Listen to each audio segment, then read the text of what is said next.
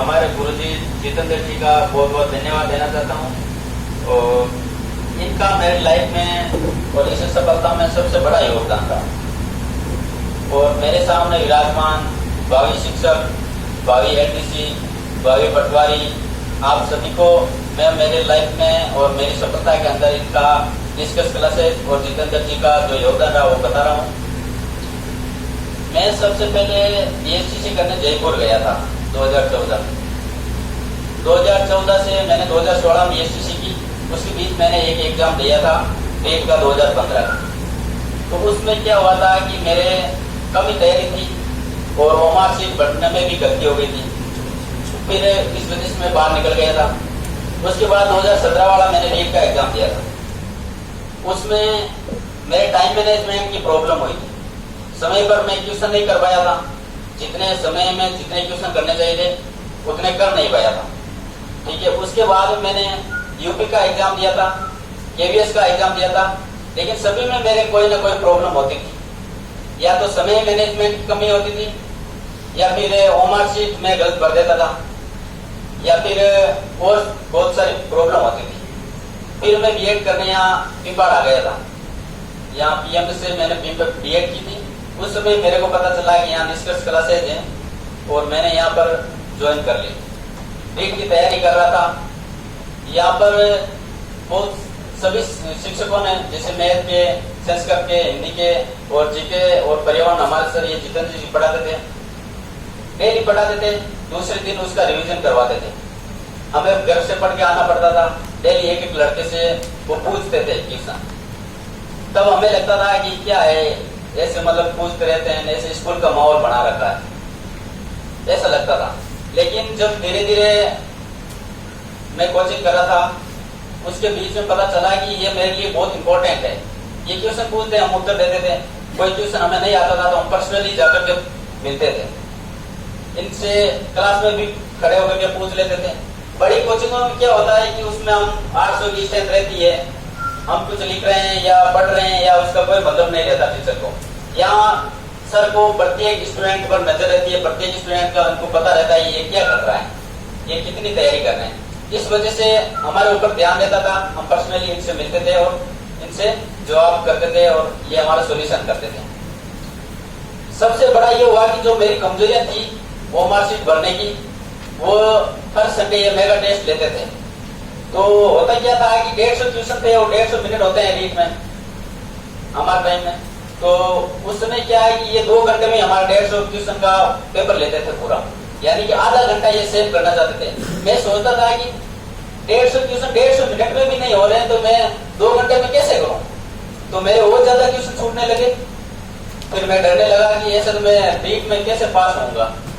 लेकिन धीरे धीरे मैंने 5-10 मेगा टेस्ट दिए, उससे मेरी स्पीड बढ़ गई। तो वो आधा घंटा मेरे से बच गया। मैं 200 ट्यूशन मतलब 150 ट्यूशन 2 घंटे के अंदर मैं करने लग गया। मेरी इतनी स्पीड हो गई थी। उस मेगा टेस्ट का मेरे ऊपर इतना फर्क पड़ा। तो मेरी वो जो प्रॉब्लम थी मतलब समय मैनेजमेंट की, वो दूर हो गई, है ना। और डेली मैं होमवर्क शीट भरता था मेगा टेस्ट में, और 2 दिन सर पढ़ाते थे और तीसरे दिन यहाँ क्लास में भी टेस्ट लेते थे। जो पढ़ाई है उसका होमवर्क शीट के थ्रू ही लेते थे। और ये सर बता देते हैं कि आपको होमवर्क शीट में ही देना है, यानी रोल नंबर या नाम अपना है वो होमवर्क शीट में भरना है और टेस्ट देना है। तो ऐसा लगना चाहिए कि हम एग्जाम के अंदर बैठे हैं, वैसे ही टेस्ट देना। उसी हिसाब से हम टेस्ट देते थे, होमवर्क शीट भरते थे। कई बार होमवर्क शीट में गोले गलत भर देते थे। तो ऐसे धीरे धीरे हमारे अंदर निखार आता गया और हम गोले वगैरह ये जो गलतियां होती थी वो धीरे धीरे हमारी सही होने लगी। तो उससे बेनिफिट हो गया कि मेरी जो गलतियां होती थी वो सुधर गई और समय था वो मेरा बचत होने लग गया। जब मैं सर ने एक बार बताया था कि मैं आपके इतने मेगा टेस्ट लूंगा, इतने मेगा टेस्ट लूंगा कि आपको जब मेन एग्जाम के अंदर आप देने जाओगे ना तो आपको पता नहीं चलेगा कि हम मेगा टेस्ट दे रहे हैं कि मेन एग्जाम दे रहे हैं। और वैसा ही ये सच साबित हुआ। जब मैं यह मेगा टेस्ट देने के बाद में जब एग्जाम हॉल के अंदर गया और एग्जाम देने लगा तो मेरे को ऐसा माहौल महसूस ही नहीं हुआ कि मैं मेन एग्जाम दे रहा हूँ। मेरे को ऐसा लगा जैसे मैं मेगा टेस्ट दे रहा हूँ, एक सामान्य एग्जाम दे रहा हूँ। मेरे अंदर कोई डर नहीं था एग्जाम का, जो अधिकतर लोगों के अंदर डर रहता है। हाथ पांव कांपने लग जाते हैं, कई बार घोड़े गलत हो जाते हैं उस वजह से, कई बार क्वेश्चन आते हुए भी गलत हो जाते हैं, कई बार हम नाम खुद का नाम वहां लिखना होता है वो गलत लिख देते हैं। तो यहाँ इतने मेगा टेस्ट दिए कि हमें वो डर बिल्कुल खत्म हो गया था। और वहाँ मैं समय से पहले आधे घंटे पहले ही मैंने वो पेपर कर लिया था। और फिर एक बार मैंने वापस पेपर को चेक किया, उसमें से जो क्वेश्चन छूट गए थे वो आराम से मैंने आधे घंटे में पूरे कर लिया था। मतलब कि मेरे 20 मिनट पहले मैंने ओमआर शीट भर के मैं आराम से शांति से बैठ गया। तो मेरे वहाँ एक टीचर था, उसने कहा कि ट्यूशन कर ले नहीं तो तुम फेल हो जाएगा। मैंने कहा सर पूरा पेपर कर लिया, मैंने पूरा पेपर कर लिया ऐसा बोला। तो उसको वो भी अचंभव हो गया कि किसी को तो समय पर पेपर ही नहीं होता है, लेकिन ये पहले कैसे कर लिया। तो इस वजह से मैं यही कहना चाहता हूँ कि मेगा टेस्ट आप दो ना तो ईमानदारी से दो, और ऐसा लगना चाहिए कि हम वास्तव में एग्जाम दे रहे हैं। आपके शायद हो गए होंगे मेगा टेस्ट या फिर अब होंगे, तो आप मेगा टेस्ट दोगे तो आपको पता चलेगा कि उसका मतलब कि क्या होता है, मैनेजमेंट कैसे करना है, क्या करना है, उसका बेनिफिट मिल गया। और हमारी नीट की क्लास भी इसी हॉल में होती थी। मैं वो मैडम जी बैठे हैं, उनके पीछे वो सर बैठे हैं, वही मेरी वो सीट थी। जब यहाँ सर पढ़ाते थे तो वहाँ बैठा बैठा मैं सोचता था कि मुझे बस ये भर्ती निकलते ही मुझे इस मंच पर आना है, और किसी भी हाल में कैसे भी एन कैन प्रक्रिया मुझे इस मंच पर आना ही है। अब की बार कोई गलती नहीं होनी चाहिए और इस मंच पर आना चाहिए। मैं बिल्कुल बहुत जबरदस्त तैयारी करता था। उसके बीच में फिर वो कोरोना आ गया था, तो कोरोना से घर गया, तो घर पर भी मैं बहुत अच्छी तरह से तैयारी करता था और मैं सफल हो गया था।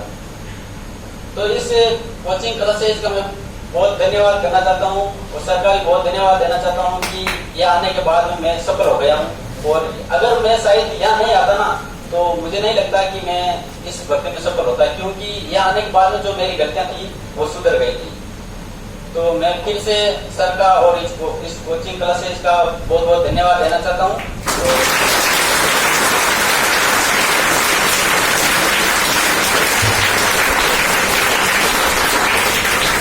और एक बात बताना चाहता हूँ कि अभी क्या है कि कोरोना के काल में जो ये ऑनलाइन का माहौल चल रहा है ना, उसमें होता क्या है कि बच्चे ऑनलाइन कोर्स तो खरीद लेते हैं। जैसे मैंने भी अभी सेकंड ग्रेड की मैं तैयारी कर रहा हूँ और पढ़ाने भी चाहता हूँ, तो टाइम तो कम ही मिलता है, लेकिन फिर भी मैंने सेकंड ग्रेड का कोर्स खरीद रखा। जब बच्चे क्या करते हैं सेकंड ग्रेड या फर्स्ट ग्रेड या रीड का किसी भी मतलब वैकेंसी का कोर्स खरीदते हैं, तो उनको लगता है कि हमने कोर्स खरीद लिया मतलब हम सफलता हासिल कर लेंगे, हमने मतलब पूरा पढ़ लिया, ऐसा लगता है। जैसे मैंने भी सेकंड ग्रेड का कोर्स खरीदा है, लेकिन अभी तक मेरा एक भी टॉपिक तैयार नहीं हुआ। क्यों? कि बस मैं थोड़ी बहुत पढ़ता हूँ, मैं तो हालांकि स्कूल में जाता हूँ, इस वजह से नहीं होता। लेकिन कई बच्चे होते हैं वो खरीदने के बाद भी उनको लगता है कि हम पढ़ लेंगे, कि आज नहीं तो कल पढ़ लेंगे, कल नहीं तो शाम को पढ़ लेंगे, सुबह पढ़ लेंगे, ऐसे करते करते उनका टाइम निकलता रहता। लेकिन जो ऑफलाइन में मजा है और जो ऑफलाइन में तैयारी होती है वो ऑनलाइन में नहीं होती। ऑनलाइन हेल्प के रूप में हम ले सकते हैं, लेकिन बिल्कुल ऑनलाइन के रूप में बैठ जाए तो हम सफल नहीं हो सकते। ऑफलाइन हम कोचिंग करेंगे, ऑफलाइन हम टेस्ट देंगे, ऑफलाइन हम कार्य करेंगे ना, तभी हम सफल होंगे। क्योंकि हम एग्जाम भी ऑफलाइन ही देंगे, वहाँ अपने पास में पेपर भी ऑफलाइन ही होगा और ओमआर शीट अपने को भरनी है, वो चीजें सारी ऑफलाइन ही करनी है ना। तो हम ऑनलाइन टेस्ट दें तो हमारी वो मतलब घोड़े भरने की या समय मैनेजमेंट की वो हमारी बचत थोड़ी होगी। हमें थोड़ी पता थोड़ी चलेगा भाई कि हम कैसे मतलब ऑफलाइन कैसे मैनेजमेंट करें। ऑफलाइन जब हम प्रैक्टिकल रूप में हम करेंगे ना एग्जाम हॉल में या टेस्ट में या कोचिंग क्लासेज में, तभी हमें पता चलेगा कि मतलब हम एग्जाम हॉल में कैसे करेंगे। तो मैं फिर से कोचिंग क्लासेज और सर का धन्यवाद देना चाहता हूँ कि हमारी सफलता में आपको बहुत बड़ा योगदान रहा, इसलिए बहुत बहुत धन्यवाद।